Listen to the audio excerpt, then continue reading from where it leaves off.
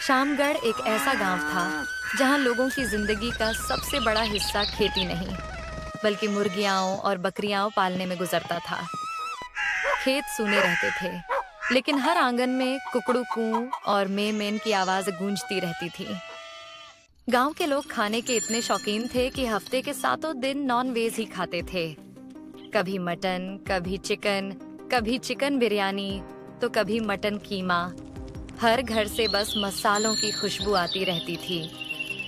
अरे शामू, आज क्या बना है? आज तो चिकन बिरयानी बनाई है, तू भी आजा, मजा आ जाएगा। वाह, फिर तो आज तो दावत है। इस गांव का राजा भी कुछ कम नहीं था। उसका नाम था राजा वीर सिंह और वो मटन का इतना दीवाना था कि रोज 10 किलो मटन और चावल खा जाता था। एक दिन दरबार में मंत्री ने कहा, महाराज, क्या आपको कभी कुछ और खाने का मन नहीं करता? मंत्री जी, मटन जैसा स्वाद किसी और में कहा, और मटन खाकर इतनी ताकत भी मिलती है, इसके बिना मैं एक दिन भी नहीं रह सकता। पूरा गांव इसी शौक में डूबा हुआ था, लेकिन किसी को ये अंदाजा नहीं था कि यही शौक एक दिन उनके लिए मुसीबत बन जाएगा। अगले ही दिन सुबह शामगढ़ गांव में हड़कंप मच गया। अरे, मेरी मुर्गियां कहाँ गईं? अरे, मेरे बकरे भी गायब हैं। कुछ लोग तुरंत राजा वीर सिंह के महल पहुंचे और सारी बात बताई। लगता है किसी जंगल के जानवरों ने खाए होंगे। जाते समय महल से कुछ मुर्गियां और बकरियां लेकर जाओ। गांव वाली कुछ बकरियां और मुर्गियां लेकर आते हैं, पर अगले ही दिन सारे गायब हो जाते हैं। जब ये बात राजा को पता चली, तब राजा ने थोड़ा सोचा और बोला, अगर ऐसा है तो अब तुम्हें खेती करनी पड़ेगी। अब मटन और चिकन भूल जाओ, खेत में मेहनत करो और अपना पेट भरो। गांव वाले मायूस होकर वापस लौट आए और मजबूरी में खेती करने लगे। उधर महल में मंत्री ने धीरे से कहा, महाराज, हमारे पास सिर्फ 10 दिन का मटन बचा है, उसके बाद आपको भी मटन नहीं मिलेगा। राजा चिंता में डूब गया। कुछ दिन ऐसे ही बीत गए। फिर एक दिन गांव में एक अजनबी आदमी बैलगाड़ी लेकर आया। उसकी गाड़ी में बड़े बड़े पतीले रखे थे। गांव वाले उसे देखकर हैरान हो गए। अरे, ये कौन है और गाड़ी में क्या लाया है? अरे, खुशबू तो देखो, लगता है कुछ खाने का सामान है। वो अजनबी एक पेड़ के नीचे रुका, मेज लगाई और जोर जोर से चिल्लाने लगा, आओ आओ गांव वालों, पेट भरकर चिकन मटन खाओ। ये सुनते ही लोग दौड़ते हुए उसके पास पहुंचे। सच में चिकन और मटन है? हाँ भाई, जितना चाहो खाओ। मुझे जल्दी एक प्लेट मटन चावल देना। सभी लोग मजे से खाने लगे। वाह, ऐसा मटन तो जिंदगी में नहीं खाया।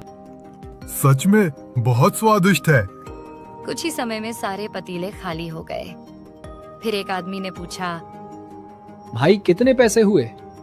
आज सब फ्री है, कोई पैसे नहीं। ये सुनकर सब खुश हो गए और अपने अपने काम पर लौट गए। लेकिन एक आदमी, राजू, दूर खड़ा सब देख रहा था। कुछ तो गड़बड़ है। पहले मुर्गियां और बकरे गायब हुए और अब ये आदमी अचानक चिकन मटन लेकर आ गया। जरूर कोई राज है। वो अजनबी आदमी, जिसका नाम मोहन था, गांव से दूर एक घने जंगल में रहता था। शाम को मोहन घर पहुंचा तो चेहरे पर खुशी साफ झलक रही थी। अरे मंजू, आज तो तुम्हारे हाथ का मटन और चिकन लोगों को बहुत पसंद आया। पसंद तो आएगा ही, इतनी मेहनत से बनाया है मैंने। तभी अचानक बाहर घोड़ों की टापों की आवाज सुनाई दी। मोहन जल्दी से बाहर निकला। बाहर देखा तो पास के गांव का राजा अपने सैनिकों के साथ खड़ा था। क्या तुमने शामगढ़ के लोगों को मटन चिकन खिलाया? हाँ महाराज, बिल्कुल जैसा आपने कहा था वैसा ही किया। अब आगे का काम भी ठीक से करना। हमें वही चाहिए जो हमने सोचा है। आप चिंता मत कीजिए महाराज। अब देखिए मेरी चिकन मटन का जादू। राजा संतुष्ट होकर वापस चला गया। उधर गांव में राजू अपने दोस्त दीपक के पास पहुंचा। अरे दीपक, तुझे कुछ अजीब नहीं लग रहा? क्या अजीब? आज तो मैं बहुत खुश हूँ। इतने दिनों बाद इतना स्वादिष्ट चिकन खाया। मैं उसी की बात कर रहा हूँ। जरा सोच, हमारे गांव से सारी मुर्गियां और बकरे अचानक गायब हो जाते हैं और फिर ये अजनबी आदमी आ जाता है। दीपक थोड़ा चुप हो गया। ये बात तो मैंने सोची ही नहीं। और सोच, वो इतना सारा मटन और चिकन ला कहां से रहा है, और आज तो उसने सबको फ्री में खिला भी दिया। हाँ यार, लगता है सबके पीछे इसी का हाथ है। कल हम उसका पीछा करेंगे, तभी सच पता चलेगा। अगले दिन फिर से मोहन अपनी बैलगाड़ी में चिकन और मटन लेकर गांव पहुंचा। उसे देखते ही गांव वाले दौड़ पड़े। अरे भाई, मुझे पहले एक मटन थाली देना, बहुत भूख लगी है। मुझे तो चिकन थाली देना और हाँ, ग्रेवी ज्यादा डालना। सबको मिलेगा, लेकिन आज से दाम लगेंगे। बस 150 रुपए एक प्लेट। अरे जितना चाहो उतना ले लो, पर पहले खाने को दे दो। मोहन तेजी से सबको खाना देने लगा और पैसे लेने लगा। उधर राजू और उसका दोस्त दीपक दूर खड़े सब देख रहे थे। लगता है सारा मटन खत्म हो जाएगा। तैयार रहना, जैसे ही ये जाएगा हम इसका पीछा करेंगे। कुछ देर में सारे पतीले खाली हो गए और मोहन अपनी बैलगाड़ी लेकर वापस निकल पड़ा। राजू और दीपक चुपचाप उसके पीछे पीछे दौड़ने लगे। थोड़ी देर बाद मोहन जंगल के बीच अपने घर पहुंचा। दोनों दोस्त एक पेड़ के पीछे छुप कर देखने लगे। अब पता चलेगा ये मटन और चिकन कहां से लाता है। तभी अचानक पीछे से आवाज आई। दोनों ने डर कर पीछे मुड़कर देखा। उनके सामने पास के राज्य के सैनिक खड़े थे। 2 दिन बीत गए। गांव में खबर फैल गई कि राजू और दीपक गायब हो गए हैं। इधर महल में राजा का सारा मटन खत्म हो चुका था।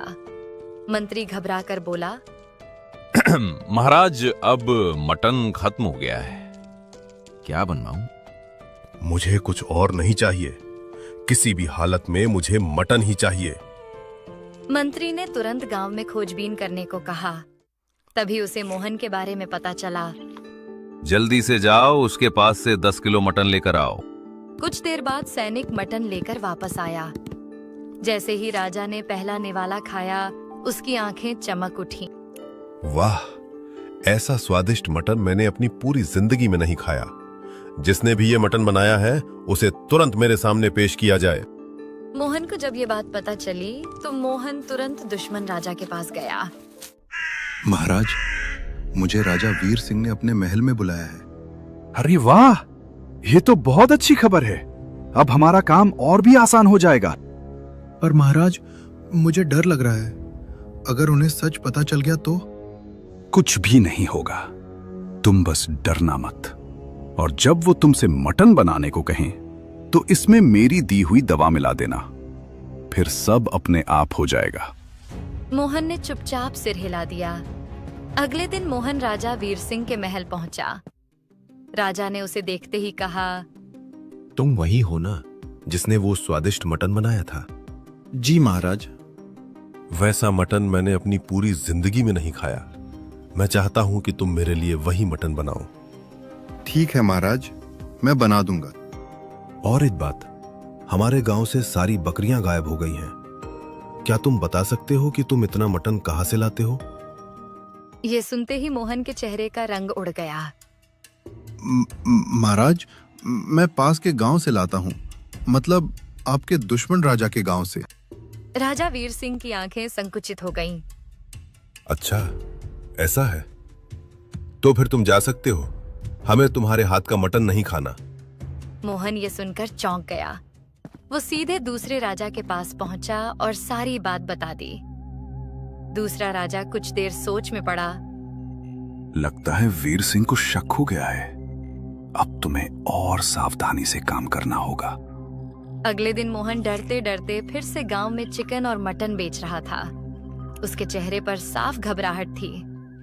तभी अचानक भीड़ में से 2 चेहरे सामने आए, राजू और दिलीप। उन्हें देखते ही मोहन के होश उड़ गए। तो तुम दोनों यहाँ कैसे? अरे भाई, ये क्या बोल रहे हो? ये हमारा गांव है, हम यहीं होंगे ना। अरे राजू, हमें तो लगा था तुम दोनों कहीं गायब हो गए। हमें गायब करना इतना आसान नहीं है। क्यों मोहन बाबू? ये सुनते ही मोहन के हाथ पैर कांपने लगे। उसके मन में डर बैठ गया। मोहन, जब तुम्हारा ये मटन चिकन खत्म हो जाए तो गांव के बाहर वाले पेड़ के पास आना। थोड़ा काम है तुमसे। इतना कहकर दोनों चले गए। शाम तक मोहन का सारा सामान बिक गया। अगर मैं गया और इन्होंने मुझे पकड़कर राजा के पास ले गए तो?